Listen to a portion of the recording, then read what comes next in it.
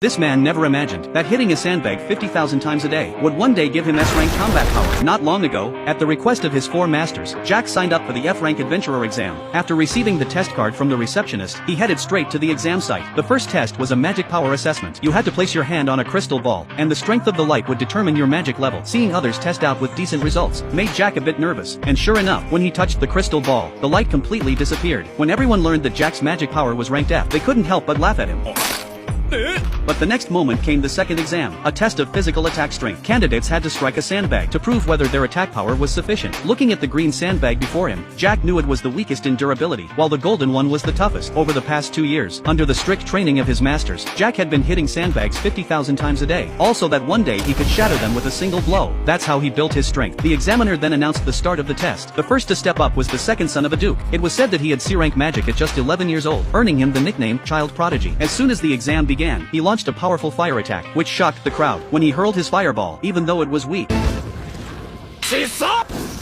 He still received praise from the examiner. This made Jack think of his own masters. In their eyes, fire magic was devastatingly powerful, capable of leveling mountains with a single blow. So Jack assumed the boy was holding back. After the rest of the candidates had finished, it was finally Jack's turn. But just as he stepped up, the examiner stopped him, saying Jack looked a bit too old, so his strength and magic might be lacking. He had no idea. This was exactly the kind of comment that hit Jack's deepest sore spot. No one knew what Jack had gone through over the past 2 years. Jack said nothing more. He was ready to prove himself.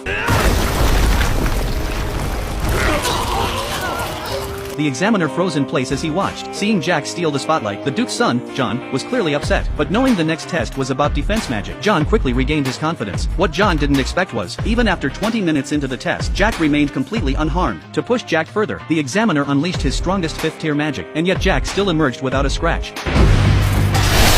Later, Jack told his masters he had passed the test. While chatting, John suddenly showed up, accusing Jack of stealing his thunder. Jack tried to explain, but unexpectedly, John burst into tears. At that moment, John's sister Lucy arrived, assuming Jack had bullied him. To defend her brother, Lucy challenged Jack to a duel. Jack hadn't planned to accept, but out of politeness, he even picked up her glove. リック様、それを拾ってしまうと決闘の承諾になるのでは。